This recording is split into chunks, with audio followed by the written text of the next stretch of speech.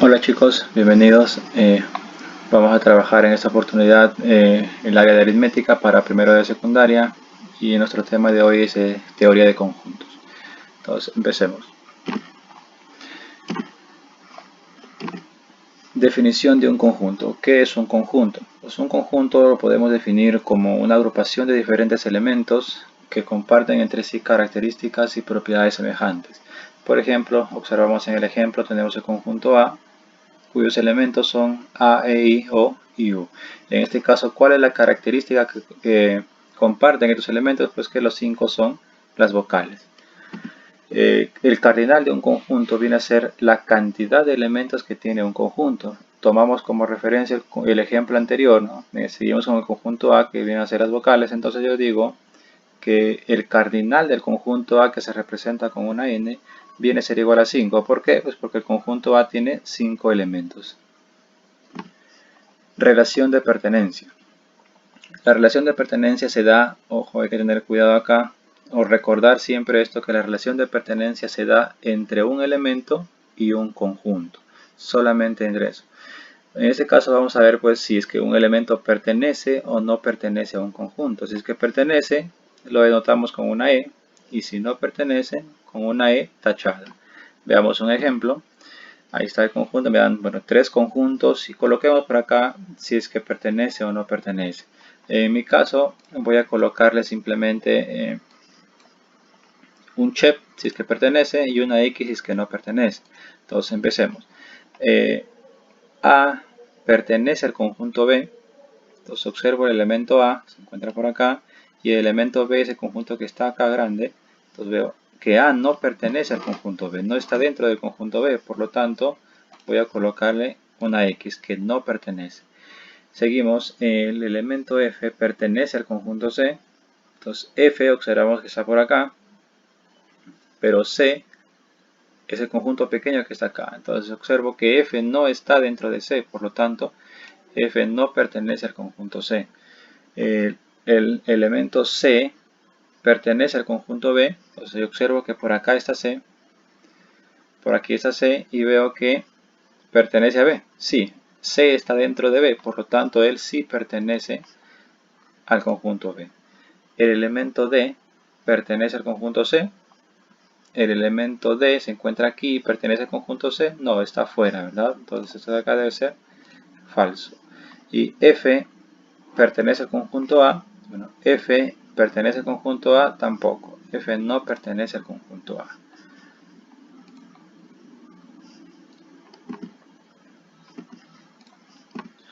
Determinación de conjuntos. Hay dos formas de determinar un conjunto, por extensión o por comprensión. Por extensión se les explicó ya en clase.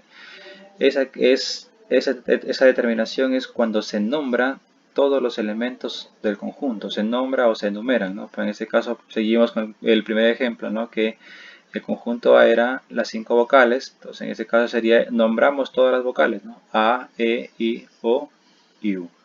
Y por comprensión, ¿cuánto es? Pues cuando se enuncia una propiedad común o una característica común de dichos elementos, ¿no? Dijimos en un inicio que la característica de estos 5 elementos es que son vocales, ¿no? Entonces ponemos por acá que el conjunto A, vamos a decir X tal que X es una vocal. Conjuntos especiales. El conjunto vacío o nulo, bueno, es el conjunto que no posee elementos. Se representa con unas llaves, miren, sin nada en su interior y se denota por el símbolo, es un círculo con una rayita, ¿verdad? Nos ponemos acá por ejemplo un ejemplo, miren. Entonces digo, X tal que X pertenece a los números naturales. Entonces, si pertenece a los números naturales, recuerda que debe ser entero. Entonces me dicen X es mayor a 5 y menor a 6. Como entre 5 y 6 no existe ningún número natural, entonces el conjunto viene a ser vacío. Conjunto unitario, pues su nombre mismo lo dice, es un conjunto que tiene un solo elemento. Y a este conjunto también se le llama como conjunto singleton. Ejemplo, ¿no? En el conjunto X al que X pertenece a los números naturales, donde X es mayor a 5 y menor a 6, ¿no? Entonces entre 7, entre 5 y 7 se encuentra el número 6. Por lo tanto, el conjunto viene a ser unitario. Por ejemplo, acá hay otro ejemplo de conjunto unitario. ¿No ven? En el conjunto A tengo una manzana, entonces se representa, pues solamente tengo un solo elemento. El conjunto A tiene un solo elemento en este caso, que es la manzana. El conjunto universal es un conjunto referencial que contiene a todos los conjuntos considerados y se le denota generalmente por la letra U mayúscula.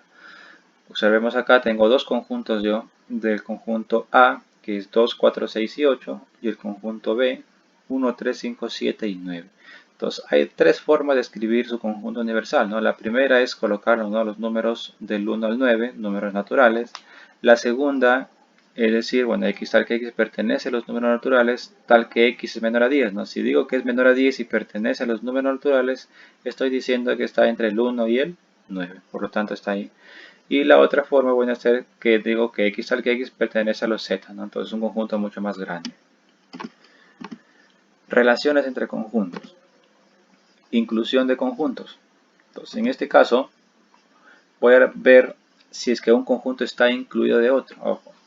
En este caso de la inclusión de conjuntos se da entre conjunto y conjunto, más no veo los elementos, simplemente los conjuntos. Por ejemplo, acá tengo yo tres conjuntos, el conjunto R, J y F. Entonces veo que el conjunto J está incluido en R. Entonces se denota de la siguiente manera. ¿Y por qué digo esto? Pues porque me doy cuenta que J, el conjunto J, que es el pequeñito, está dentro del conjunto R. El siguiente, bueno, si el conjunto F no está incluido en R, bueno, en este caso me doy cuenta que F se encuentra fuera del conjunto R, por lo tanto voy a decir que no se encuentra incluido. Igualdad de conjuntos, ¿no? Para que dos conjuntos sean iguales, los elementos de A y los elementos de B tienen que ser exactamente iguales. Se denota con A igual a B. Un ejemplo, en el conjunto A, por ejemplo, me dicen X tal que X es una letra de la palabra aroma. Y el conjunto B me dice X tal que X es una letra de la palabra maroma. Entonces para el conjunto A tengo los elementos A, R o M. Y para el conjunto B tengo M, A, R, O. Recordemos que si los elementos se repiten más de dos veces, se colocan solamente una vez.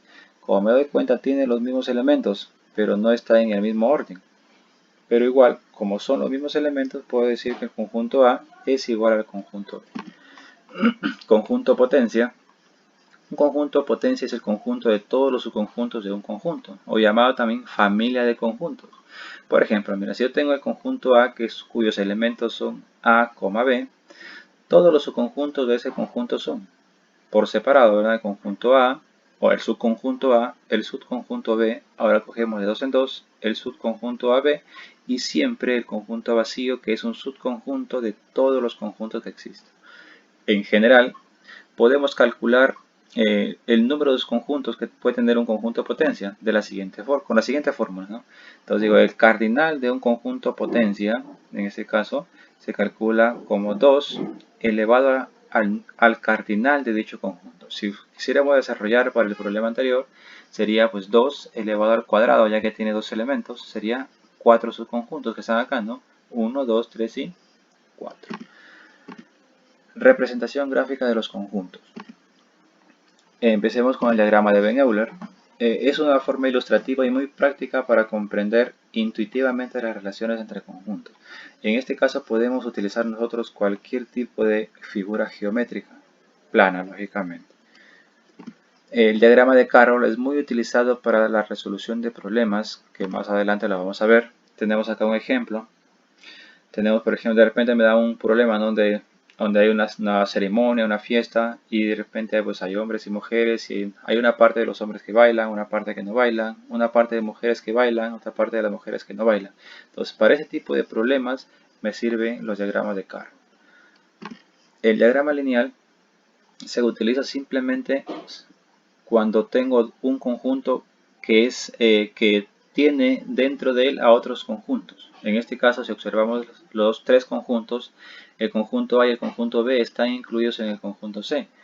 Su diagrama sería de la siguiente forma. En el conjunto C, que es el mayor o el más grande, tiene incluidos al conjunto A y B. Operaciones con conjuntos. Unión. Bueno, la unión simplemente podemos decir que es la suma de los conjuntos. Y en la unión vamos a escribir pues todos los elementos de ambos conjuntos.